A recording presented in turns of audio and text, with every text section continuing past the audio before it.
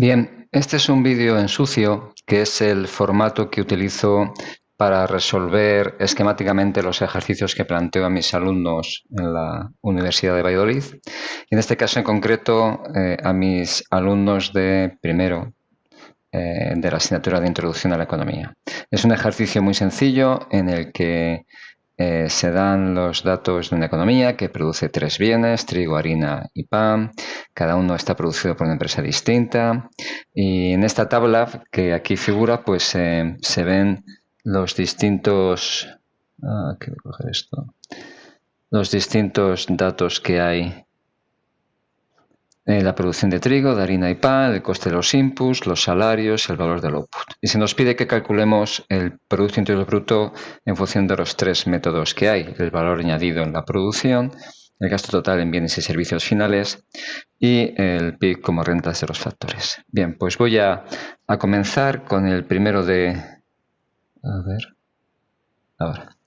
Con el primero de los métodos, que es calcularlo como el valor añadido de la producción. Perdón. Aquí sin querer. Bien. Para calcularlo como el valor añadido de la producción, lo que tenemos que hacer es, para cada proceso productivo, calcular el valor añadido bruto de cada proceso. Entonces, para el trigo, tengo que saber cuál es el output, cuáles son los inputs, y saber qué es la diferencia del output menos los inputs, lo que me da el valor añadido bruto. En el caso del trigo, el output es 50, no tiene ningún input, por tanto, el valor añadido de la producción de trigo es 50. Para el caso de la harina, el valor añadido, perdón, el output de la producción de harina es 100, los inputs son 50, es evidente que toda la producción de trigo se destina en la fabricación de harina, con lo que el valor añadido bruto en la producción de harina vuelve a ser 50. Y en la producción de pan, el output es 250, los inputs son 100, de nuevo se ve con claridad que toda la producción de harina se dedica a la fabricación de pan, y por tanto el valor añadido bruto es 150. El cálculo del Producto Interior Bruto como la suma de todos los valores añadidos brutos de la economía me da 250. Por tanto, 250 es el cálculo del Producto Interior Bruto como valor añadido a la producción. Bien, voy a resolver ahora con el siguiente método. Voy a cambiar de color. Voy a hacerlo en rojo. Bien, voy a calcularlo ahora en función del gasto total en bienes y servicios finales, lo que compran las familias, por decirlo de alguna forma. Entonces, en este caso lo que hay que hacer es ver cuánta de la producción de trigo, de harina y pan son adquiridas por las familias y no son empleados en los distintos procesos productivos de la economía como bienes intermedios. Bien, gasto como bienes finales. Bien, el trigo. Si os dais cuenta, la producción de trigo es 50, pero se utiliza toda en la fabricación de harina, con lo que no es comprado nada como un bien final, por tanto, 0. Harina. Se produce 100, pero se utiliza todo en la fabricación de pan. Por tanto, de nuevo, el gasto como bien final de harina es 0. Y pan. Todo, la producción de pan es adquirida por las familias como gasto final, no está empleado en ningún otro proceso productivo. 250. La suma de todo el gasto me da 250, que si os fijáis es la misma cantidad que obtuvimos al calcular el Producto Interior Bruto como la suma de los valores añadidos brutos de cada proceso productivo. Bien, y ahora nos vamos al último método de cálculo.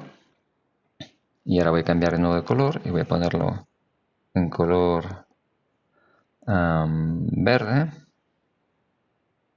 que es como la suma de las rentas de los factores. Bien, hay que entender que el Producto Interior Bruto se sumaría como las rentas. ¿Qué rentas hay en una economía tan sencilla como esta? Pues las rentas son los salarios, que explícitamente me los especifica el problema, y los beneficios, que el problema no me los da de forma evidente, pero se pueden calcular. Por tanto, voy a ver. Trigo, salario, beneficio. El trigo. ¿Cuáles son los salarios? ¿Qué es lo que reciben las rentas del trabajo? 25. ¿Cuánto es el beneficio que se quedan los empresarios? Pues el beneficio será el valor del output. Voy a poner aquí el valor, el beneficio, aquí falta una I. Beneficio sería el valor del output, que es 50, menos los salarios, que es 25, y menos los costes de los inputs si los hubiera, que es 0. Es decir, el beneficio es 25. ¿De acuerdo? Por tanto, en la producción de trigo, los salarios 25 y los beneficios 25. Voy a la producción de harina. ¿Cuáles son los salarios? 40. ¿Cómo calculo el beneficio? Pues la producción, 100, menos los salarios, que son 40, menos los inputs, que son 50. Los beneficios son 10. Por tanto, tengo 40 de salarios y 10 de beneficios. Y ahora, la producción de pan. Salario, 75. Aquí lo tengo. Y ahora el beneficio será 250, que es la producción, menos los salarios, que son 75, menos los inputs, que son 100. Esto me da 75. Por tengo 75 de salarios y 75 de beneficios. ¿Cuáles son el total de la economía? El total, los salarios totales de la economía, si los sumo, son 25 y 75, 100 y 40, 140. Los beneficios son 25 y 75, 100 y 10, 110. 110. La suma de los salarios más los beneficios me dan las rentas totales de la economía y, por tanto, la última forma de calcular el Producto Interior Bruto. La suma es 250. Con lo que se demuestra que en este caso la producción,